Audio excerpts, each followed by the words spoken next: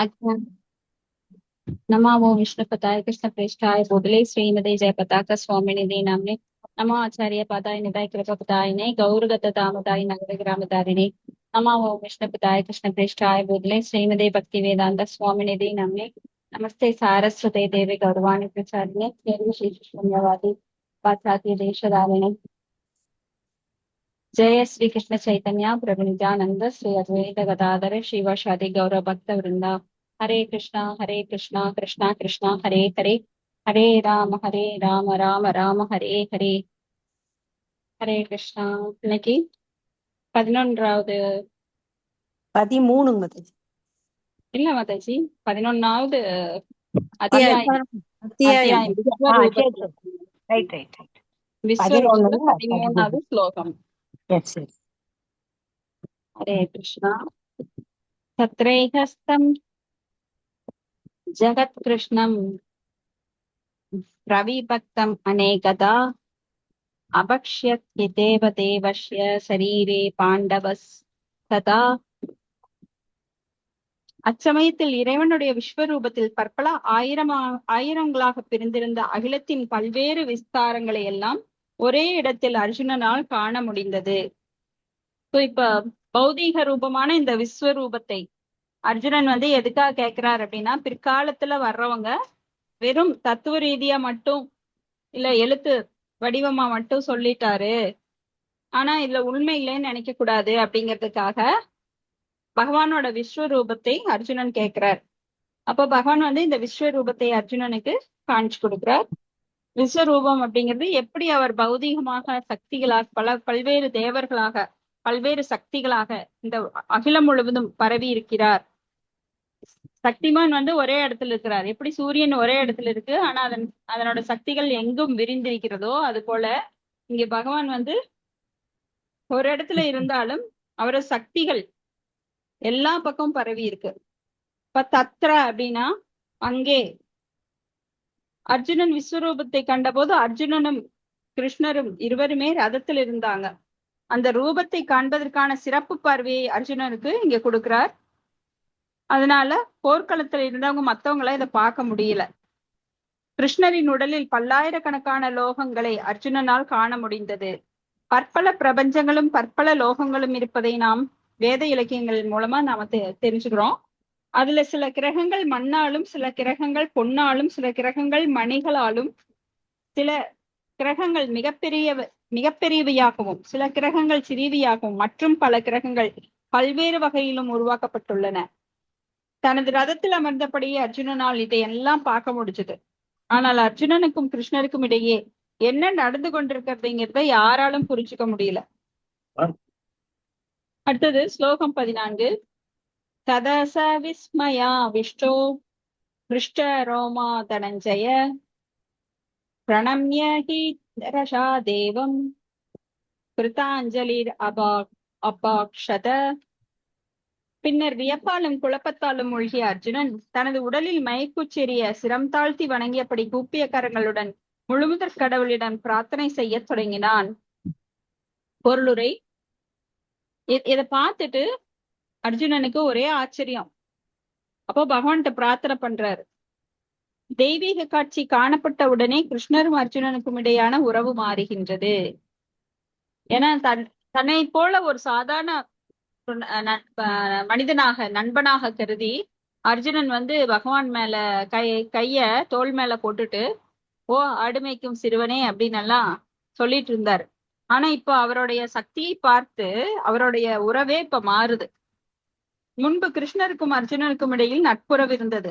ஆனால் விஸ்வரூபத்தை கண்டப்புறம் பெரும் மரியாதையுடன் கூப்பிய கரங்களுடன் கிருஷ்ணரை வணங்குறார், அவரிடம் பிரார்த்தனை பண்றார். இப்படி அர்ஜுனனோட உறவு நட்பை அடிப்படையாக கொண்ட உறவிலிருந்து, அதாவது சக்கிய ரசத்திலிருந்து வியப்பை அடிப்படையாக கொண்ட உறவாக அற்புத ரசம். இப்போ 5 ரசங்கள் தான் நம்ம பாக்குறோம். சாந்த ரசம், சக்கிய ரசம், வாத்சல்ய ரசம், மாதுரிய ரசம், தாசிய ரசம்.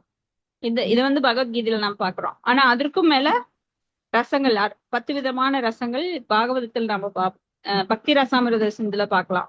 இப்ப அற்புத ரசம் அப்படின்னா வியப்பு. இப்ப பகவானை பார்த்து ஓ இவ்வளவு பெரிய சக்தி உங்ககிட்ட இருக்கா, நான் வெறும் நண்பன், சாதாரண நண்பன், என்னை போல நினைச்சிட்டு இருந்தேன் அப்படின்னு.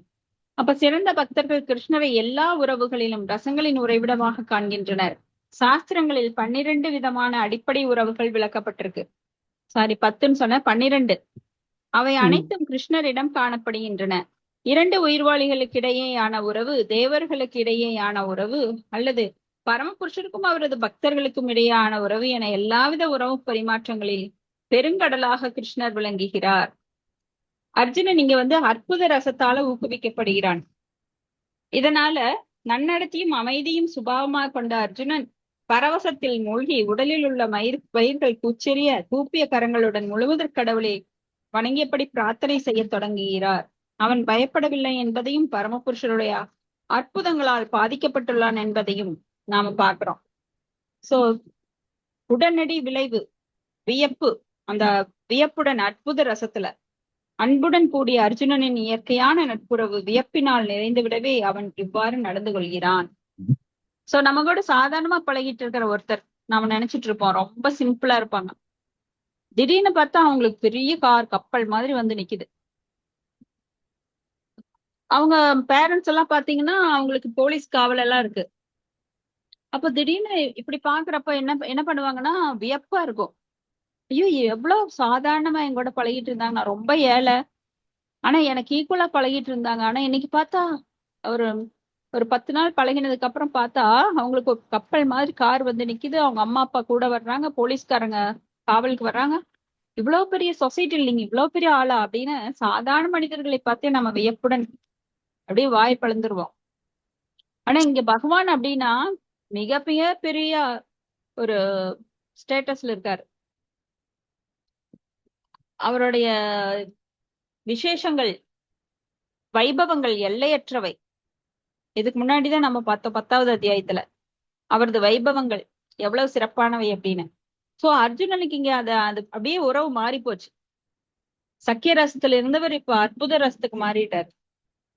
அடுத்த ஸ்லோகம் 15. 15ல இருந்து 31 அர்ஜுனன் இங்க பேசுறார். பஸ்யாமி அர்ஜுன உவாச்ச பஸ்யாமி தேவாம்ஸ்தவ தேவ தேகே சர்வாம்ஸ்ததா பூத விசேஷ சங்கான் பிரஹ்மாணம் ஈசம் கமலாசனஸ்தம் ருசிம்ச்ச சர்வான் உரகாம் சதித்யான். அர்ஜுனன் சொல்றார், எனது அன்புக்குரிய இறைவா கிருஷ்ணா, எல்லா தேவர்களும் பற்பல இதர உயிரினங்களும் உமது உடலில் சிறப்பாக வீற்றிருப்பதை நான் காண்கின்றேன். சோ பகவானோட ரூபத்துல நீங்க அந்த பிக்சர்ல பார்க்கலாம். பகவான் தேவர்களுடைய எல்லா ரூபமும், அது மட்டும் இல்ல எல்லா உயிரினங்களும் அவரது உடல்ல உறைஞ்சிருக்கிறத அர்ஜுனனால பார்க்க முடியுது. 84 லட்சம் உயிரினங்கள், அந்த ஜீவராசிகளை எல்லாம் புழுக்கள், பூச்சிகள், பறவைகள், நீர்வாழ் உயிரினங்கள், நிலவாழ் உயிரினங்கள், ஊர்வன, பரப்பன அப்படின்னு சொல்லி நடப்பன அப்படின்னு மனித உயிரினங்கள் எல்லாத்தையும் பார்க்கிறார். சோ தாமரை மலரில் அமர்ந்துள்ள பிரம்மதேவரையும் பார்க்கிறார், சிவபெருமானையும் பார்க்கிறார், பல்வேறு ரிஷிகளையும் பார்க்கிறார், திவ்யமான நாகங்களையும் பார்க்கிறார். நாகலோகம், எத்தனை லோகங்கள் இருக்கு, அதல விதல சுதல பாதாள மகாதல தலாதல அப்படின்னு எல்லா லோகங்களையும் ஒரே இடத்துல 2 திவ்யமான கண்களால் பார்க்கிறார். பொருளுரை: அகிலத்தில் அனைத்தையும் அர்ஜுனன் காண்கின்றான் என்பதால் அகிலத்தின் முதல் படைப்பாகிய பிரம்மாவையும் அகிலத்தின் கீழ்ப்பகுதியில் கர்ப்போதகசாயி விஷ்ணு படுத்திருக்கக்கூடிய திவ்யமான நாகத்தையும் அவன் காண்கின்றான். படுக்கையாக விளங்கும் அந்த நாகம் வாசுகி என்று அழைக்கப்படுகிறது. வாசுகி என்று அறியப்படும் வேறு பல நாகங்களும் உண்டு. சோ எப்படி நம்மளுக்கு பல பேருக்கு ஒரே மாதிரி பேர் வச்சிருப்பாங்க. செல்வி அப்படின்னா இன்னுமே நிறைய பேரு அதே மாதிரி பேர்ல இருப்பாங்க. அதே போல இங்க வாசுகி அப்படின்னா பகவான் படுத்திருக்கக்கூடிய அந்த படுக்கையாக நாகம், வாசுகி பாம்பு. இங்க தாமரை மலரை போன்று விளங்குவதும் அகிலத்தின் முதல் உயிர்வாளியுமான பிரம்மதேவர் வசிக்கக்கூடியதுமான பிரபஞ்சத்தின் மிக உயர்ந்த லோகம் கர்ப்போதகசாயி விஷ்ணு வரை அனைத்தையும் அர்ஜுனனால் காண முடிந்தது. சத்தியலோகம், மகர்லோகம், ஜனலோகம் அப்படின்னு சொல்லிட்டு பித்ருக்கள் லோகம், எல்லா லோகங்களையும் அர்ஜுனனால பார்க்க முடிஞ்சது. அதாவது தனது ரதத்தில் ஒரு இடத்தில் அமர்ந்திருந்த அர்ஜுனனால் ஆரம்பம் முதல் இறுதி வரை எல்லாவற்றையும் காண முடிந்தது. முழுமுதற் கடவுள் கிருஷ்ணரின் கருணையினால் மட்டுமே அது சாத்தியமாயிற்று. அவர் கருணை கொடுக்கலைன்னா அவரால் பார்க்க முடியாது. ஏன்னா நம்மளோட ஜடக்கண்கள் 4 செவத்துக்கு மேல பார்க்க முடியாது. அடுத்தது அதுலயும் நுணுக்கமாலாம் பார்க்க முடியாது, மேலோட்டமா பார்க்கலாம். இப்ப சோஃபாக்குள்ள ஒரு பள்ளியோ பாம்போ இருந்தா கூட, அடியில படுத்திருந்தா கூட நம்மளுக்கு தெரியாது. அடுத்தது 16வது ஸ்லோகம். அநேக பகூத வக்ர நேத்ரம் பஷ்யாமி துவாம் சர்வதோ அனந்த ரூபம் நாந்தம் ந மத்யம் ந புனஸ்தவாதிம் பஷ்யாமி விஸ்வேஸ்வர விஸ்வரூப. உலகத்தின் இறைவனே, விஸ்வரூபமே, நான் உனது உடலில் பற்பல கைகளும் வாய்களும் வயிறுகளும் கண்களும் எல்லையற்று எங்கும் பரவி இருக்கதை காண்கிறேன். உம்மில் நான் ஆதியோ நடுவையோ முடிவையோ காணவில்லை. சோ ஆதியோ அந்தமோ, தொடக்கம் எங்க முடிவு எங்க அப்படின்னு அர்ஜுனால பார்க்க முடியல. ஆனா எல்லையற்று எங்க, கிழக்கு மேற்கு அப்படின்னு சொல்லி 8 திசைகள், 8 திசைகள் இல்ல, மேல கீழே 10 திசைகளாலும் அர்ஜுனன் பார்க்க முடிஞ்சதோ தவிர எங்க தொடங்குது எங்க முடியுதுன்னு பார்க்க முடியல. நடு எது அப்படின்னு எதுவுமே தெரியல அவருக்கு. 17வது ஸ்லோகம். கிரீடினம் கதீனம் சக்ரினம் ச தேஜோ ராசிம் சர்வதோ தீப்தி மந்தம் பஷ்யாமி துவாம் துர்நிரீக்ஷ்யம் சமந்தாத் தீப்தானலார்க தியுதிம் அப்பிரமேயம். அப்பிரமேயம் அப்படின்னா அளக்கவியலாத, தீப்தி அனலன கொதிக்கின்ற, அளக்க முடியாத சூரிய ஒளி. அப்போ சூரிய ஒளி எப்படி இருக்குன்னா, கொழுந்து விட்டு எரியும் நெருப்பை போன்று எல்லா திசைகளிலும் பிரகாசமாக விளங்கும் ஜோதியினால் உமது உருவத்தை பார்ப்பதற்கு கடினமாக உள்ளது. இப்ப அர்ஜுனன் சொல்றாரு, பகவானோட உருவம் எப்படிப்பட்டது, 1000 சூரியன்கள் சேர்ந்தா எப்படி பிரகாசமா இருக்குமோ அந்த அளவு பிரகாசமா பகவானுடைய தேஜஸ்ல இருந்து அப்படி ஒரு பிரகாசம் வெளிப்படுது. ஏன்னா பகவான் பிரம்ம ஜோதியினால் மூடப்பட்டுள்ளாரு அப்படின்னு சொல்லி ஈஷோபனிஷத்துல ஒரு ஸ்லோகத்துல பார்ப்போம். தயவு செய்து உங்களது பிரம்ம ஜோதி, அதாவது ஒளிக்கற்றைகளை விளக்குங்கள், நாங்கள் உங்கள் திருவுருவை காண வேண்டும் அப்படின்னு வேதங்கள் வேண்டுது. அப்ப பகவானுடைய ஒளிக்கற்றைகள் பகவானை பார்க்க முடியாதவாறு அர்ஜுனனுக்கு கண்ணை கூச வைக்குது. உமது உருவத்தை பார்ப்பதற்கு கடினமா இருக்கு. அதனால இருப்பினும் பற்பல மகுடங்கள், கதைகள் மற்றும் சங்கு சக்கரம் இதெல்லாம் அலங்கரிக்கப்பட்டுள்ள உமது உருவம் எல்லா இடங்களிலும் பிரகாசமாக விளங்குகின்றது.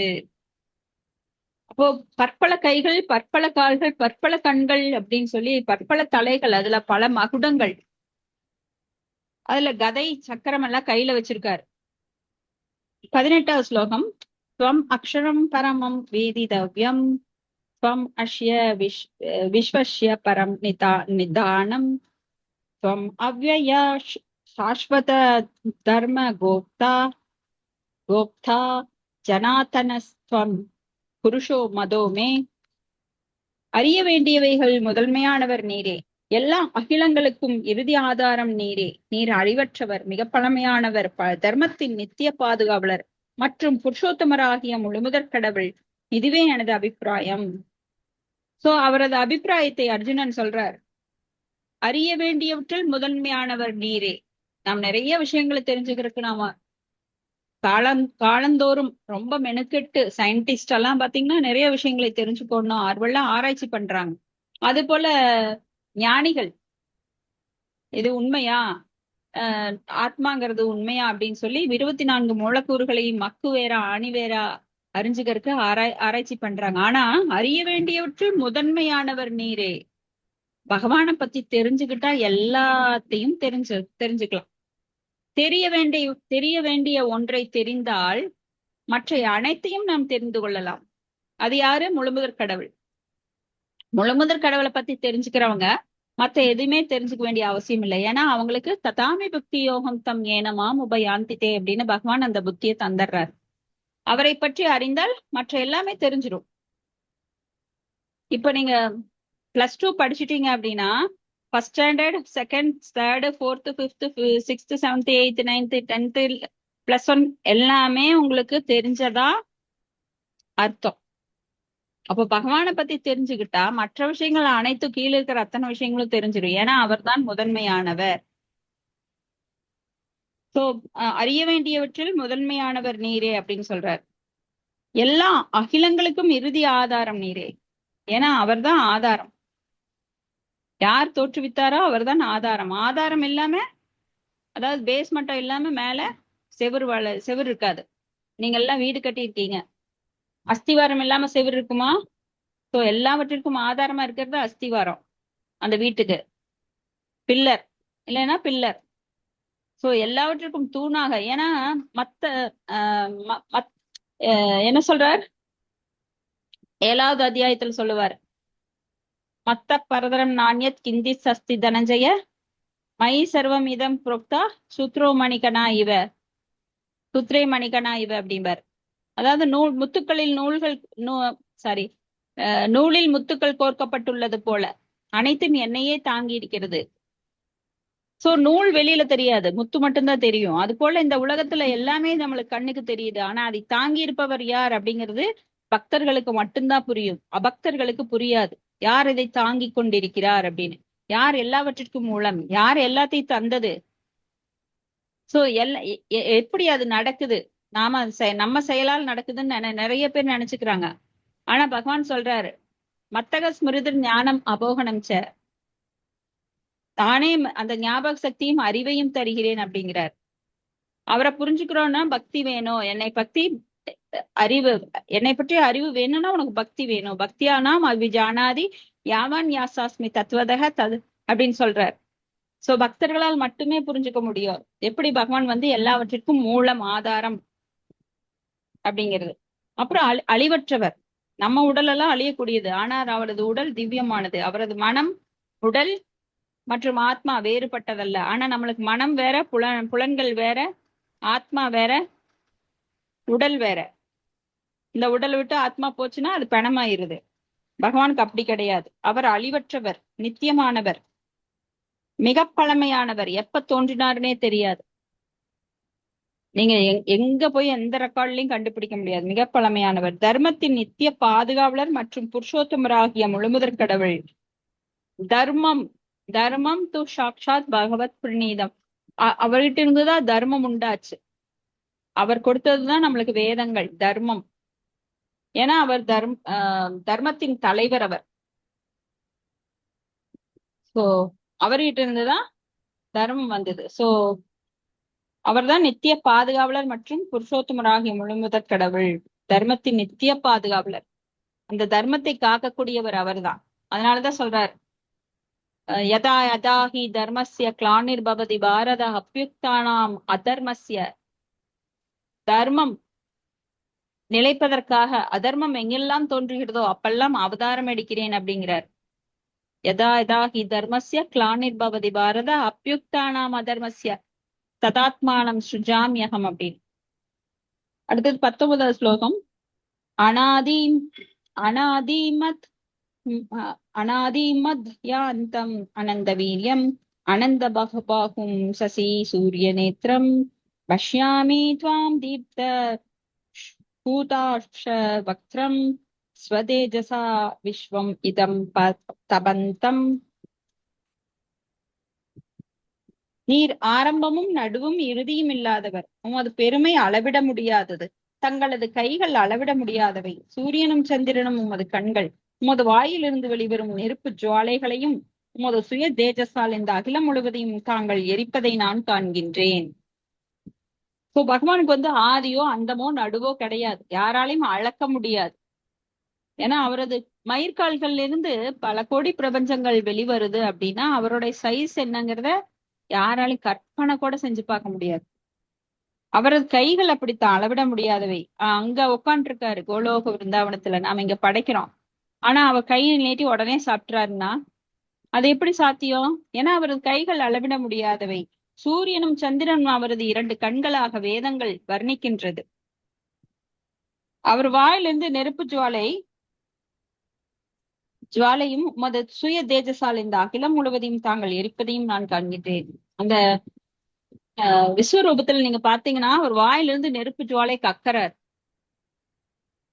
சோ அகிலம் முழுவதையும் எரிக்கிறாரு. ஏன்னா அத பிரளயம் பிரளயத்தையும் காட்டுறாரு அர்ஜுனனுக்கு. சோ நீங்க நெருப்பு ஜுவாலைகள் அப்படின்னு பாத்தீங்கன்னா அது எங்க அப்படி இருக்கும்? எரிமலை. எரிமலையில பாத்தீங்கன்னா அந்த உஷ்ணம், பூமியில குழம்பு, அந்த நெருப்பு குழம்புகள் அப்படியே உள்ள சுத்திட்டே இருக்கும்.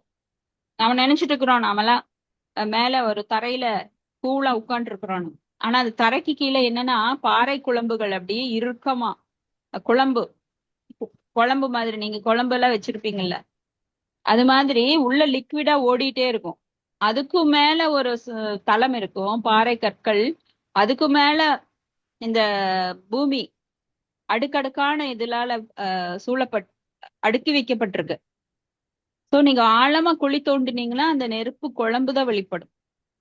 ரொம்ப ஆழமா, அது எவ்வளவு ஆழம்னாலாம் சொல்லவே முடியாது. நீங்க சுரங்கங்கள்ல எல்லாம் பாத்தீங்கன்னா அதனாலதான் நிலக்கரி அந்த நெருப்பு குழம்புகள் எல்லாம் கெட்டியாகி அது அப்படியே மேல வரப்பதான் நிலக்கரியா உருமாறுது. அந்த நிலக்கரி ரொம்ப ஒரு அழுத்தத்துல இருக்கும் போதுதான் அது வைரமா வருது. அந்த நிலக்கரியை அந்த நிலக்கரிகள் பல கோடி ஆண்டுகள் அது அந்த அழுத்தத்துல இருக்கும்போது அது வைர கற்களா, அந்த நிலக்கரியை எடுத்து நீங்க பாலிஷ் பண்ணும்போது வைர கற்களா மாறும். ஸோ பூமிக்கு கீழே ஒரு ஒரு பர்டிகுலர் ஸ்டேஜ்ல அந்த பாறைகள் ஓடிட்டே இருக்கும். அதனாலதான் சொல்றது நிறைய இடங்கள்ல இந்த ஆழ்குழை கிணறுகள் தோன்றாங்க இல்லையா, என்ன ஆகும்னா அந்த அடுக்குகளை அது செதைச்சிரும்.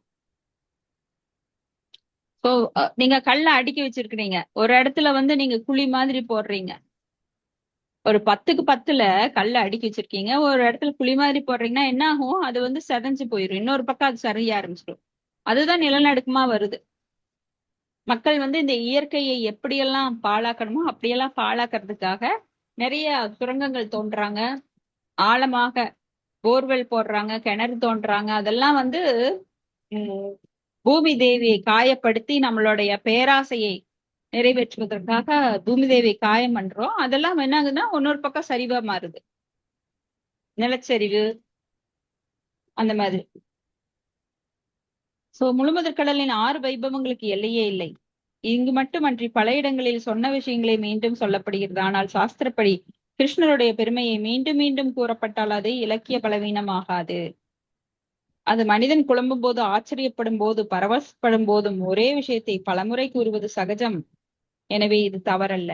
எனக்கு ஸ்ரீல பிரபுபாதர் மீண்டும் மீண்டும் பகவானை பற்றி சொன்ன விஷயங்களே திரும்ப திரும்ப என்னையா சொல்றீங்க அப்படிங்கிற மாதிரி சலிப்பெல்லாம் கிடையாதுங்க. ஏன்னா ஆச்சரியமான விஷயங்கள் நம்மளாம் திரும்ப திரும்ப பேசுவோம். பாட்டி தாத்தாவை பாருங்க, அவங்க அற்புதங்களை செஞ்சாங்கன்னா எங்க பாட்டி இப்படி, எங்க பாட்டி எல்லாம் ஒரு திருடனை யானைய முறத்தாலேயே அடிச்சு விரட்டினாங்க. இதை ஒரு தடவை இல்ல பல தடவை பேசி பேசி நம்மளுக்குள்ள ஒரு ஆச்சரியத்தை வெளிப்படுத்துவோம். அன்பாவும் இருக்கலாம், ஆச்சரியமாவும் எல்லாம் கலந்தும் இருக்கலாம். அது போல பகவானை பற்றி பேசும்போது அந்த விஷயங்கள் மீண்டும் மீண்டும் பேசினாலும் அது சலிக்காது. ஆனா அது கேட்க கேட்க என்ன ஆகுனா நம்ம தூய்மையாயிட்டே இருப்போம். ஸ்லோகம் 20. தியாவாப்ருத்திவ்யோர் இதம் அந்தரம் ஹி வியாப்தம் त्वयैकेन திசஸ்ஸ சர்வா திருஷ்ட்வாத்பூதம் ரூபம் உக்ரம் தவேதம் லோகத்ரயம் பிரவ்யதீதம் மகாத்மன். தாங்கள் ஒருவரே என்ற போதிலும் வானம், பூமி மற்றும் இரண்டிற்கும் இடைப்பட்ட இடம் என எல்லா திசைகளிலும் வியாபித்துள்ளீர். மகாத்மாவே, இந்த அற்புதமான உக்கிர ரூபத்தை கண்டு மூவுலகும் குழம்பியுள்ளது. அவர் ஒரே ஒருவர் தான். ஆனா எல்லா பக்கம் வானம், பூமி, அதுக்கு இடைப்பட்ட இடம் எல்லா திசைகளிலும் அவர் வியாபித்திருக்கிறார். எது நடு, எது ஆதி, எது அந்தம் அப்படின்னு கண்டே பிடிக்க முடியல. சோ இத பார்த்து மூவுலகமும் குழம்பி இருக்கிறது. மூவுலகம்னா என்ன? அதல, விதல, சுதல, மகாதல, தலாதல, ரசாதல அப்படின்னு மேலுலகம், மத்தியலோகம், கீழுலகம் அப்படின்னு 3 உலகங்களும் குழம்பி இருக்கு. பொருளுரை. தியாவா பிருத்திவ்யோ, சொர்க்கத்துக்கும் பூமிக்கும் இடைப்பட்ட பகுதி மற்றும் லோகத்ரயம், மூவுலகங்கள் ஆகிய சொற்கள் இங்க சொல்லப்பட்டிருக்கு. ஏனெனில் இறைவனுடைய இந்த விஸ்வரூபத்தை அர்ஜுனன் மட்டுமின்றி பூர் புவ ஸ்வ அப்படிம்பாங்க. பூர் புவ ஸ்வ. புவ அப்படின்னா பூர்னா மேல் லோகங்கள், புவ அப்படின்னா மத்திய லோகங்கள், ஸ்வ அப்படின்னா கீழ் லோகங்கள். இப்ப இந்த பூர் புவ ஸ்வ அப்படின்னு 3 லோகங்களும் இறைவனுடைய விஸ்வரூபத்தை அர்ஜுனன் மட்டுமன்றி பிற லோகங்களில் வசிப்பவர்களும் பார்த்தனர் என தோன்றுகிறது. அர்ஜுனன் விஸ்வரூபத்தை பார்த்தது ஒரு கனவல்ல. பகவானால் தெய்வீக பார்வையளிக்கப்பட்ட அனைவரும் போர்க்களத்தில் அவரது விஸ்வரூபத்தை கண்டனர். சோ இங்க முதல்ல பார்க்கலன்னு சொன்னாங்க. அங்க இருக்கிற மத்தவங்க எல்லாம் பார்க்க முடியலன்னு. ஆனா இங்க சொல்றாங்க ஸ்ரீல பிரபுபாதர், பகவானால் தெய்வீக பார்வை அளிக்கப்பட்ட. அப்ப யாருக்கு அளிக்கப்பட்டது? சஞ்சயன் பார்த்து அத திருதராஷ்டிரனுக்கு சொல்லிட்டு இருக்காரு. அவருக்கு தெய்வீக பார்வை குருவால, வியாச தேவரால அளிக்கப்பட்டிருக்கு. அது போல தேவர்கள் அவங்க பாக்குறத பின்னாடி நம்ம பார்க்கலாம். ஸ்லோகம் 21. அமேஹி துவாம் சூர சங்கா விஷந்தி கேசித் பீதா பிராஞ்சலயோ கிருணந்தி ஸ்வஸ்தித் யுக்த்வா மகிஷி சித்த சங்கா ஸ்வந்தி ஸ்துவந்தி துவாம் ஸ்துதிபி புஷ்கலாபி. தேவர்கள் அனைவரும் உம்மிடம் சரணடைந்து உம்மில் புகுந்து கொண்டுள்ளனர். அவர்களில் சிலர் மிகவும் அச்சமுற்று கூப்பிய கரங்களுடன் பிரார்த்தனை செய்கின்றனர். மகா ரிஷிகளும் சித்தர்களும் அமைதி என்று கதறியபடி வேத மந்திரங்களை பாடி உம்மிடம் பிரார்த்தனை செய்கின்றனர். சோ இங்க தேவர்கள் பாக்குறாங்க, அவங்களுக்கும் பயம் வந்துடுது. ஏன்னா இவ்வளவு பெரிய ரூபத்தை பார்த்த உடனே அவங்களாம் பிரார்த்தனை செய்யறாங்க. ஏன்னா அவங்கள பக்தர்கள் என்ன பண்ணுவாங்க? பிரார்த்தனை பண்ணுவாங்க. ரிஷிகள், சித்தர்கள் அவங்கெல்லாம் அமைதிங்கிறாங்க என்று கதறியபடி வேத மந்திரங்களை பாடி உம்மிடம் பிரார்த்தனை செய்கின்றனர்.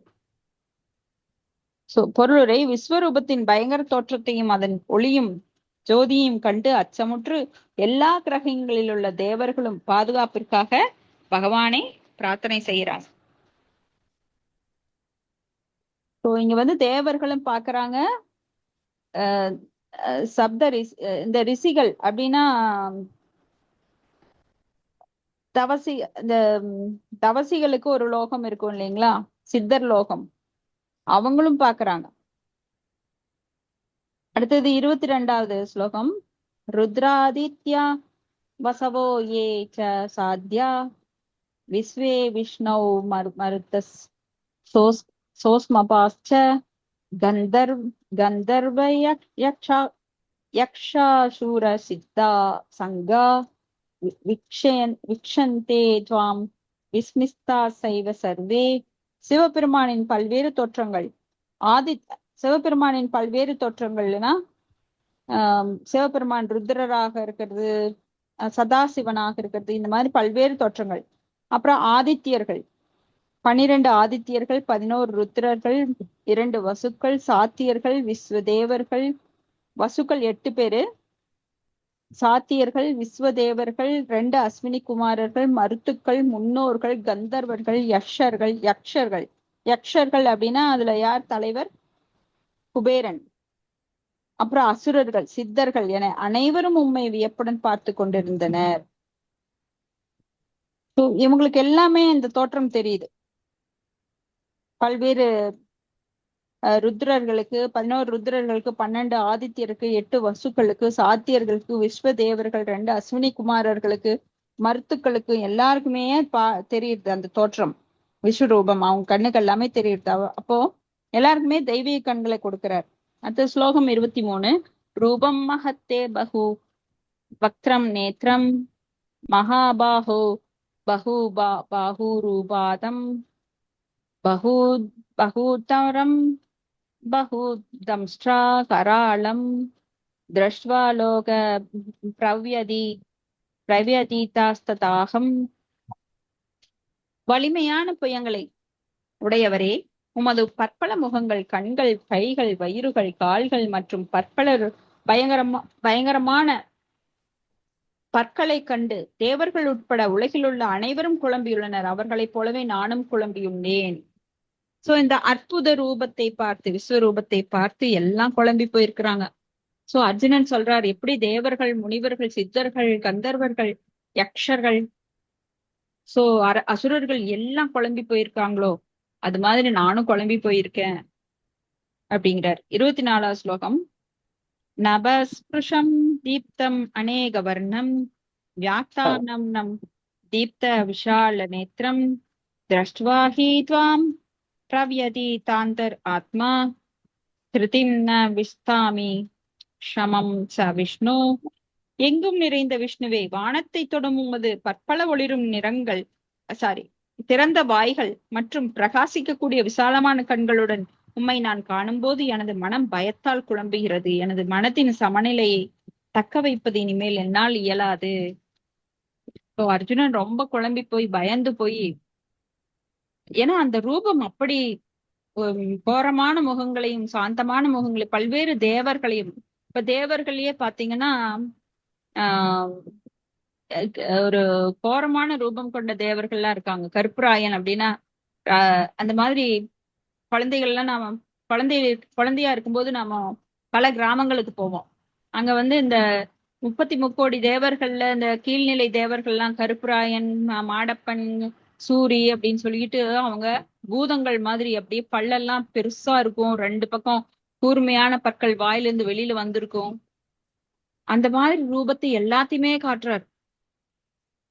பேய்கள், பிசாசுக்கள், அந்த பித்ருலோகம், கந்தர்வ லோகம் அப்படின்னு எல்லா லோகங்கள்லயும் இப்ப பேய் பிசாசுகளுக்குன்னு தனியா லோகம் இருக்கு. அதுலலாம் பேய் பிசாசுகள் இந்த இப்படி பல்வேறு தோற்றங்களையும் பார்க்கும்போது அர்ஜுனன் பயந்து போயிடுறார். கோரை பற்கள் வெளியில ஒரு வாயில அப்படியே சத்தவங்க எல்லாம் உள்ள போயிட்டு இருக்காங்க பகவானோட வாயில. இன்னொரு பக்கம் பாத்தீங்கன்னா குழந்தைகளா அவங்க வெளியில மறுபடியும் உடம்பெடுத்து பிறப்பெடுத்து வர்றாங்க. இப்படி உலகத்துல என்னென்ன நடக்குமோ அத்தனை காட்சிகளையும் ஒரே ரூபத்துல பாக்குறாரு. மலைகள் வெடிச்சு சிதறத பாக்குறாரு, வெள்ளம் பாயறத பாக்குறாரு, அருவிகள் கீழே பெரிய அருவிகள் எல்லாம் கீழே விழறத பாக்குறாரு, கொலை பண்றத பாக்குறாரு, இல்ல சந்தோஷமா இருக்கிறதையெல்லாம் பாக்குறாரு, பூங்காக்கள் இருக்கிறத பாக்குறாரு. எல்லா தோற்றங்களும் ஒரே சமயத்துல பாக்குறாரு. ஆனா பயந்து போயிடுறாரு. ஸ்லோகம் 25.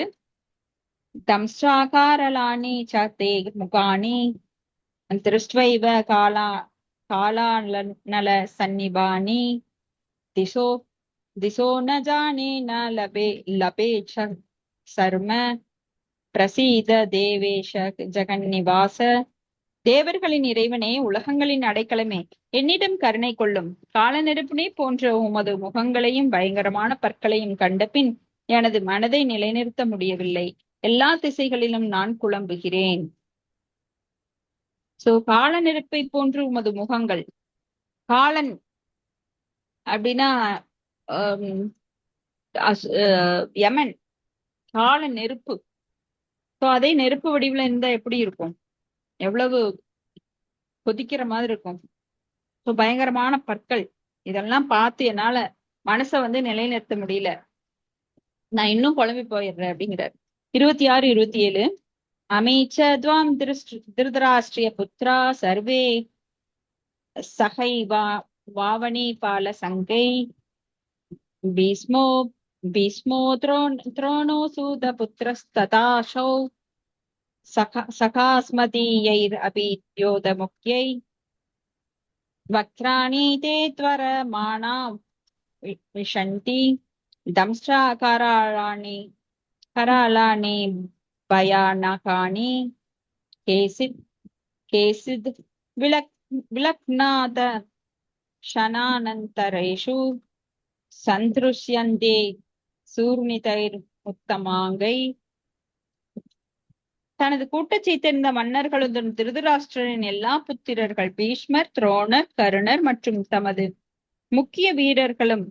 நமது முக்கிய வீரர்களும் உம்முடைய வாய்க்குள்ளே விரைந்து நுழைகின்றனர். அவர்களில் சிலர் உமது பற்களுக்கிடையே நசுக்கப்படுவதையும் நான் காண்கின்றேன்.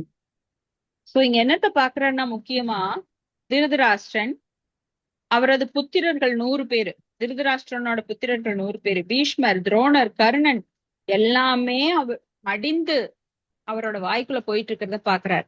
சோ இதன் மூலமா பகவான் முதலியே உணர்த்துகிறார், நீ கொல்லணுங்கிற அவசியம் எல்லாம் கிடையாது, இவர்கள் ஏற்கனவே என்னால் கொல்லப்பட்டவர்கள். சோ அர்ஜுனனை போர் புரிய சொல்லும் போது என்ன சொல்றான், அவங்கள நான் கொல்ல மாட்டேன். ஏன்னா பகவான்கிட்ட நீ ஒரு கருவிதான், நீ கொல்லலைன்னா பகவான் வேற யாராவது உன்னோட இடத்துல வச்சு அவர் கொன்னுக்குவாரு, அவங்களையெல்லாம் அழிச்சிடுவார். ஆனா இந்த புகழ் பக்தனான தன் நண்பனான உயிர் நண்பனான அர்ஜுனனுக்கு போக வேண்டுங்கிறதுக்காகத்தான் அர்ஜுனனை போர் புரிய சொல்றாரு. ஆனா அர்ஜுனன் சொல்றான், நான் கொல்ல மாட்டேன். சரி, அவர்கள் எல்லாம் தண்டனைக்குரியவர்கள் முக்கியமா. சோ அவர்களுக்கு ஒரு அரசனா நீ தண்டனை கொடுக்கணும். அப்படி நீ கொடுக்கலைன்னா நீ உன்னுடைய பாதையிலிருந்து தவறி பாவத்திற்கு ஆளாவாய். ஏன்னா தண்டனை செய்யறவங்களுக்கு, பாவம் செய்யறவங்களுக்கு தண்டனை கொடுக்க வேண்டியது ஒரு மன்னனோட கடமை. அந்த கடமையிலிருந்து தவறுபவன் கண்டிப்பா பாவத்துக்குள்ள ஆகிறான். அப்ப செய்யலைன்னா பாவம், செஞ்சாக்கு நன்மை. ஏன்னா செஞ்சா நீ உயிரை விட்டாலும், அப்படி நீ போர்ல உயிரை விட்டாலும் ஒரு வீரனாக போற்றப்படுவாய், மறுபடியும் ஒரு நல்ல உடல் கிடைக்கும், இல்லைன்னா சொர்க்கம் கிடைக்கும். ஏன்னா போர்ல புறமுதுகு காட்டாம போர் புரிபவன் தான் உண்மையான சத்திரியன். சோ தர்மத்திற்காக போரிடு, அது எனக்காக, அது உனக்கு நன்மை தரும் அப்படிங்கிறதுக்காக நீ போரிடாத. அவங்கள தவறு செய்தவர்கள் தண்டிக்கப்பட வேண்டும், அரசன் தான் தண்டிக்கணும். அந்த செயலை நீ செய்யாம இருந்தீன்னா அதுதான் பாவம் அப்படின்னு சொல்லி புரிய வச்சு இங்க அவர் சொல்றார், முதல்லயே அவங்க எல்லாம் செத்து எனக்குள்ள போயிட்டு இருக்காங்க பாரு, அதனால நீ ஒரு கருவிய மட்டும் இரு, நீ செய்யறதா நினைச்சுக்காத, நீ இல்லைன்னா நான் வேற ஒருத்தரை வச்சு நான் அதை செஞ்சு முடிச்சிருவேன் அப்படின்னு பகவான் உணர்த்துறார். சோ எவற்றை காண்பதற்கு அர்ஜுனன் மிகவும் ஆர்வமாக இருப்பானோ அந்த விஷயங்களை காட்டுவதற்காக இறைவன் வாக்களிக்கிறார்.